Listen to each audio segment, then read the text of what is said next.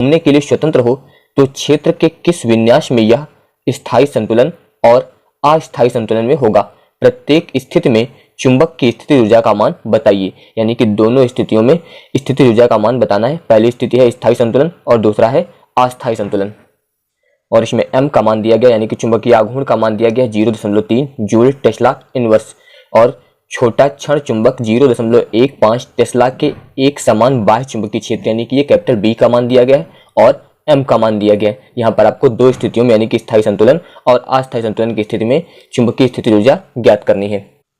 तो इसमें m का मान दिया गया है और m का मान दिया गया है 0.32 जूल टेस्ला इनवर्स। ये m यानी कि चुंबकीय आघूर्ण दिया गया है। इसके बाद एक समान बाह्य चुंबकीय क्षेत्र यानी कि B दिया गया था 0.15 टेस्ला, इतना दिया गया है। और इसमें पहले स्थायी संतुलन और फिर दूसरा दिया था अस्थायी संतुलन।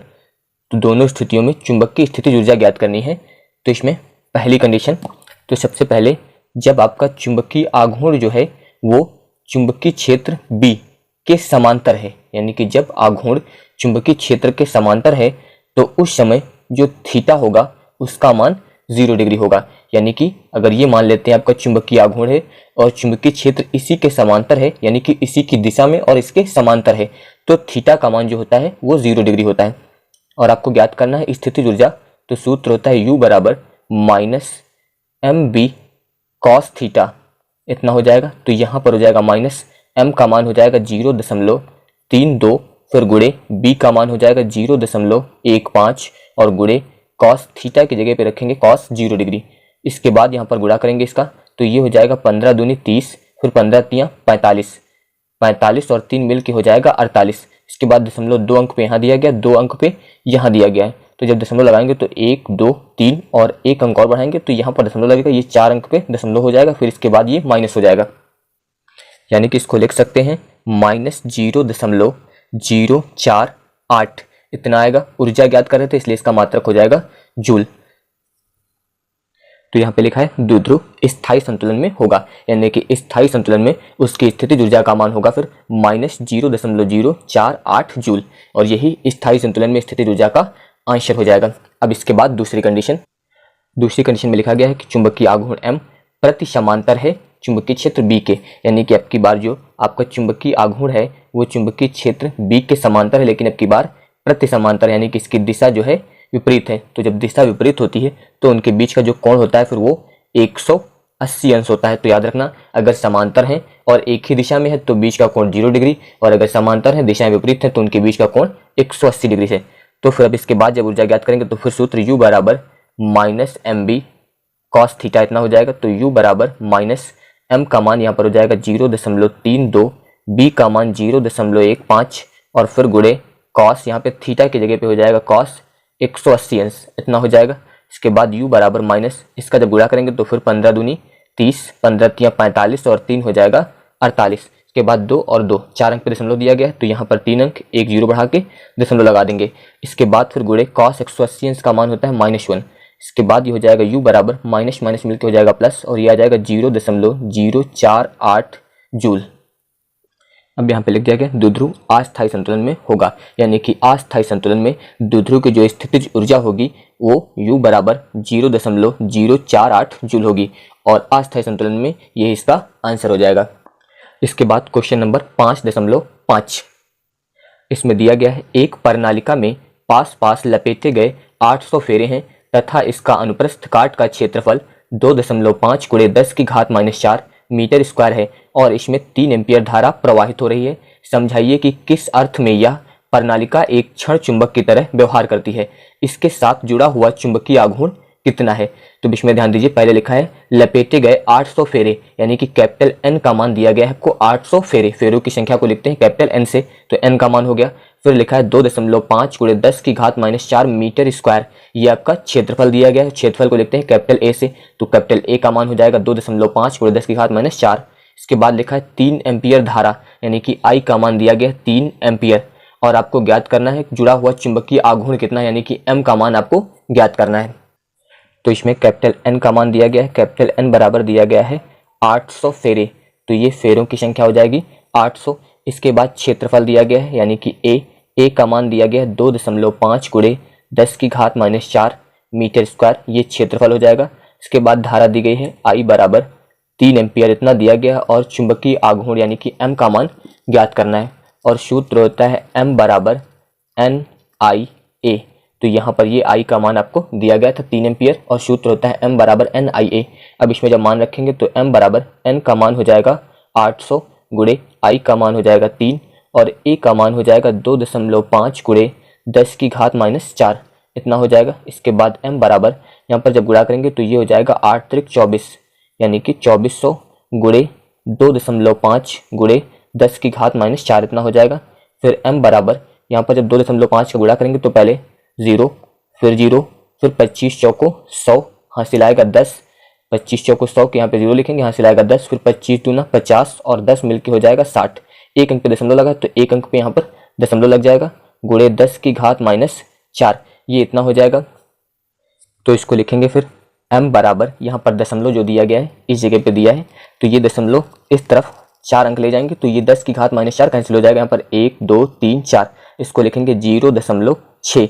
तो ये चुंबकीय आघूर्ण ज्ञात कर रहे थे और इसका मात्रक होता है जूल, टेस्ला, इनवर्स। तो यहाँ पर ध्यान दीजिए आप लोग, यहाँ पर दशमलव 1 2 3 4 यानी कि 4 अंक दशमलव बाईं तरफ ले गया और बाईं तरफ ले जाने पर घात प्लस में बढ़ती है, तो जब यहाँ पर +4 बढ़ेगा तो ये +4 और -4 समाप्त हो जाएगा। तो यहाँ पर फिर आएगा 0.6 जूल, टेस्ला, इनवर्स, यही चुंबकीय आघूर्ण का आंसर हो जाएगा। इसके बाद इसी क्वेश्चन में दिया था कि समझाइए कि किस अर्थ में यह प्रणालिका एक क्षण चुंबक की तरह व्यवहार कर सकती है। तो आप बोल सकते हैं कि यह अर्थ जो है धारा की दिशा द्वारा निर्धारित होता है। तो वही यहाँ पर लिखा गया कि यह अर्थ धारा की दिशा द्वारा निर्धारित होता है। इसके बाद क्वेश्चन नंबर 5.6, इसमें दिया गया कि यदि प्रश्न 5.5 में बताई गई प्रणालिका ऊर्ध्वाधर दिशा के परितः घूमने के लिए स्वतंत्र हो और इस पर क्षैतिज दिशा में एक 0.25 टेस्ला का एक समान चुंबकीय क्षेत्र लगाया जाए तो इस प्रणालिका पर लगने वाले बलाघूर्ण का परिमाण उस समय क्या होगा जब इसकी अक्ष आरोपित क्षेत्र की दिशा से 30 अंश का कोण बना रही हो। तो यहाँ पर दिया गया है कि यदि प्रश्न 5.5 में बताई गई प्रणालिका के अनुसार, तो यहाँ पर अभी हम लोगों ने जो इसके पहले वाले क्वेश्चन में M का मान ज्ञात किया था यानी कि चुंबकीय आघूर्ण M का मान ज्ञात किया है 0.6, तो यहाँ पर आपको 0.6 M का मान प्रयोग करना है और B बराबर दिया गया है 0.25 टेस्ला, ये B का मान हो गया और थीटा दिया है आपको 30 अंश। तो यहाँ पर आपको टाउ का मान ज्ञात करना है यानी कि बल आघूर्ण का परिमाण, इसको लिखते हैं टाउ से, तो टाउ का मान यहाँ पर आपको ज्ञात करना है। तो यहाँ पर M का मान जो क्वेश्चन नंबर 5.5 में आया था यानी कि 0.6 जूल, टेस्ला, इनवर्स, ये M का मान हो जाएगा। इसके अलावा B का मान इसमें दिया गया था 0.25 टेस्ला और थीटा दिया गया है 30 अंश, इतना दिया गया है और टाउ का मान ज्ञात करना है यानी कि बल आघूर्ण का परिमाण ज्ञात करना है। तो सूत्र होता है टाउ बराबर MB साइन थीटा, ये सूत्र होता है। तो इसमें जब मान रखेंगे तो टाउ बराबर M का मान 0.6 गुणे B का मान 0.25 फिर गुणे साइन थीटा यानी कि साइन 30 अंश, इतना हो जाएगा। इसके बाद टाउ बराबर इसका जब गुणा करेंगे तो यहाँ पर ये हो जाएगा 6 पंचे 30 फिर 6 दूनी 12, 12 और 3 मिलके हो जाएगा 15, 2 और 1, 3 अंक पे दशमलव लगा तो यहाँ पर 3 अंक पे दशमलव लगा देंगे, फिर गुणे साइन 30 का मान होता है 1/2, तो ये हो जाएगा। फिर टाउ बराबर जब इसको 2 से भाग करेंगे तो 0 फिर दशमलव लगाएंगे, इसके बाद 2 से 1 कटेगा नहीं तो यहाँ पर फिर 0 लग जाएगा, अब ये हो जाएगा 15, तो ये हो जाएगा फिर 2 से 14, 1 बचेगा फिर 10 हो जाएगा, 2 पंचे 10, तो ये आएगा फिर 0.075। अब यहाँ पर टाउ यानी कि बल आघूर्ण ज्ञात कर रहे हैं तो इसका मात्रक होता है न्यूटन मीटर, तो इतना लिख सकते हैं। या फिर अगर इसको हम लोग मानक रूप में लिखेंगे तो मानक रूप के अनुसार दशमलव जो है वो 1 अंक के बाद होना चाहिए, तो इसको आप लिख सकते हैं फिर टाउ बराबर 7.5, इसके बाद दशमलव यहाँ पर जो ले जाएंगे वो दाईं तरफ ले जाएंगे और दाईं तरफ ले जाने पर घात माइनस में बढ़ती है तो 10 की घात हो जाएगा -2 और मात्रक न्यूटन मीटर, तो ये बल आघूर्ण का परिमाण हो जाएगा और यही इसका आंसर हो जाएगा। इसके बाद क्वेश्चन नंबर 5.7, इसमें दिया गया कि एक क्षण चुंबक जिसका चुंबकीय आघूर्ण 1.5 जूल टेस्ला इनवर्स है 0.22 टेस्ला के एक समान चुंबकीय क्षेत्र के अनुदिश रखा है। इसके बाद इसमें पहला पॉइंट दिया गया कि एक बाह्य बल आघूर्ण कितना कार्य करेगा यदि यह चुंबक को चुंबकीय क्षेत्र के लंबवत, पहला पॉइंट है इसमें लंबवत और दूसरा पॉइंट है विपरीत दिशा में संरेखित करने के लिए घुमा दें। तो लंबवत यानी कि 90 अंश प्रयोग करेंगे। इसके बाद इसमें लिखा गया विपरीत दिशा में संरेखित करने के लिए घुमा दें। तो विपरीत दिशा में जब संरेखित करने के लिए घुमा देंगे तो इसका मान यहाँ पर लिया जाएगा फिर 180 अंश। तो पहले 90 अंश पे ज्ञात करना है और फिर 180 अंश पे ज्ञात करना है। तो इसमें पहला क्वेश्चन ध्यान देते हैं और यहाँ पर ध्यान दीजिए, आपको दिया गया चुंबकीय आघूर्ण यानी कि m का मान दिया गया है 1.5 जूल टेस्ला इनवर्स, ये कैपिटल M हो गया। इसके बाद 0.22 टेस्ला, ये कैपिटल B हो गया। तो आपको पहले नंबर क्वेश्चन में 2 पॉइंट दिए गए हैं, एक लंबवत और दूसरा दिया है विपरीत दिशा में संरेखित करने के लिए घुमा दिया जाए, यानी कि 180 प्रयोग करना। और यहाँ पर लिखा था एक बाह्य बल आघूर्ण कितना कार्य करेगा, यानी कि आपको कार्य ज्ञात करना है, एक लंबवत और दूसरा विपरीत दिशा में संरेखित करने के लिए घुमा दिया जाए तब। तो इसमें m का मान दिया गया है, यानी कि m बराबर हो जाएगा 1.5 जूल टेस्ला इनवर्स, ये m का मान हो जाएगा। इसके बाद b दिया गया है, b बराबर दिया गया 0.22 टेस्ला, इतना दिया गया है। इसके बाद क्वेश्चन नंबर a का पहला पॉइंट, इसमें आपको ज्ञात करना है कार्य और इसमें लिखा है लंबवत। लंबवत यानी कि आपको प्रयोग करना है थीटा बराबर 90 अंश, ये प्रयोग करना है। और सूत्र होता है W बराबर MB ब्रैकेट में 1 माइनस कॉस थीटा। तो इसमें मान रखेंगे तो ये हो जाएगा W बराबर M का मान यहाँ पर हो जाएगा 1.5 गुणे B का मान हो जाएगा 0.22, फिर ब्रैकेट में 1 माइनस कॉस, यहाँ पे थीटा की जगह पे प्रयोग करेंगे 90 अंश, तो ये कॉस 90 हो जाएगा। इसके बाद फिर W बराबर 1.5 गुणे 0.22, यहाँ पे 1 माइनस, इसके बाद यहाँ पर दिया गया है कॉस 90 और कॉस 90 का जो मान होता है वो होता है 0, तो ये हो गया 1 माइनस 0। इसके बाद W बराबर यहाँ पर गुणा करेंगे तो 15 से 2 में गुणा करते हैं तो ये हो जाएगा 15 दूनी 30, फिर 15 दूनी 30, 30 और 3 मिल के हो जाएगा 33.2 अंक पे यहाँ दिया गया है, 1 अंक पे यहाँ, तो टोटल 3 अंक, तो 1 2 3, यहाँ पे 3 अंक पे दशमलव लग जाएगा और यहाँ पर आ जाएगा 1। इसके बाद जब 1 का गुणा इसमें करेंगे तो ये हो जाएगा फिर W बराबर 0.33, इसके बाद ये 0 लिखना अनिवार्य नहीं, तो कार्य ज्ञात करे थे तो इसका मात्रक हो जाएगा जूल और ये इसका आंसर हो जाएगा। इसके बाद सेकंड कंडीशन, उसमें दिया गया था कि विपरीत दिशा में संरेखित करने के लिए घुमा दिया जाए। तो संरेखित करने के लिए घुमाने के लिए यहाँ पर थीटा का मान अब की बार प्रयोग किया जाएगा 180 अंश। सूत्र आपको वही प्रयोग करना है फिर से, तो W बराबर MB यहाँ पे हो जाएगा 1 माइनस कॉस थीटा।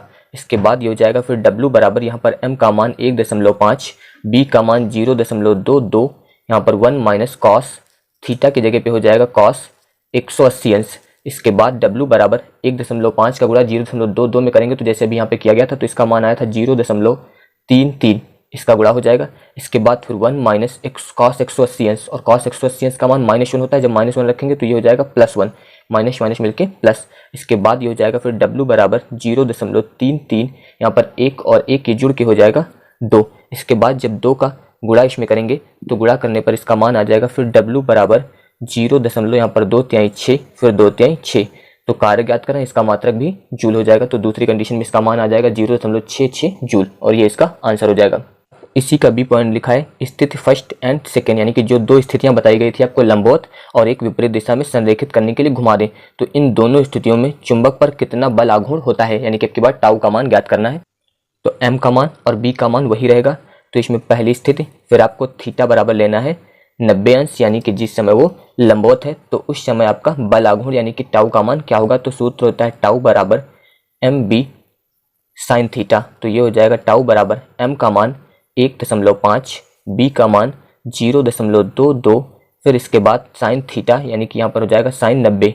तो टाउ बराबर यहाँ पर 1.5 का गुणा 0.22 में करेंगे तो इसका मान आ जाएगा फिर 0.33 गुणे यहाँ पे है साइन 90, साइन 90 का मान होता है 1।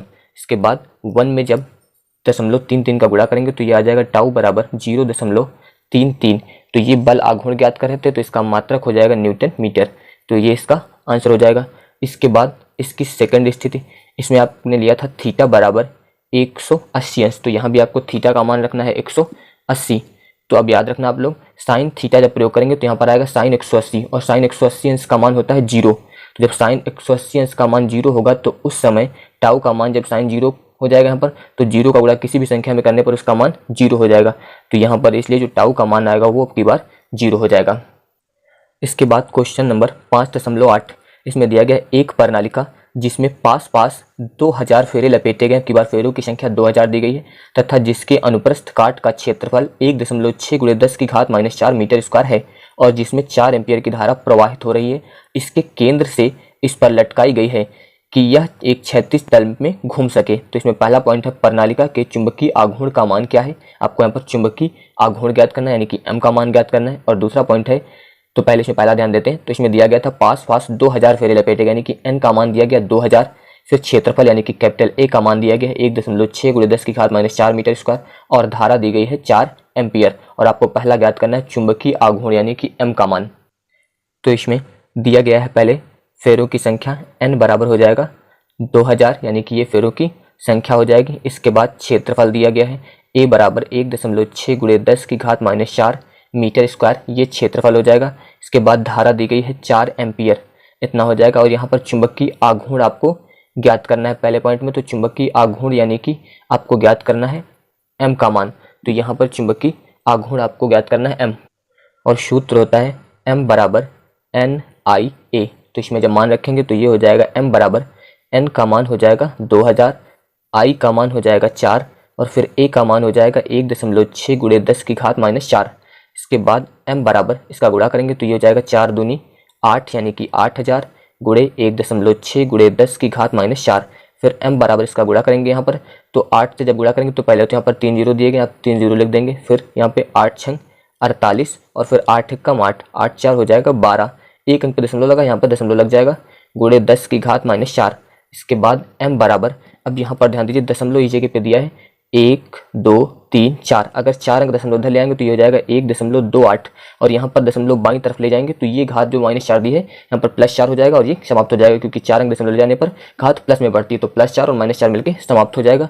तो m बराबर आ जाएगा 1.28। तो चुंबकीय आघूर्ण ज्ञात कर रहे हैं, इसका मात्रक होता है एम्पीयर मीटर स्क्वायर, इतना हो जाएगा। तो यहाँ पर m की जो दिशा है यानी कि चुंबकीय आघूर्ण की जो दिशा है वो दाहिने हाथ के नियम के अनुसार जो है धारा की दिशा के समान है।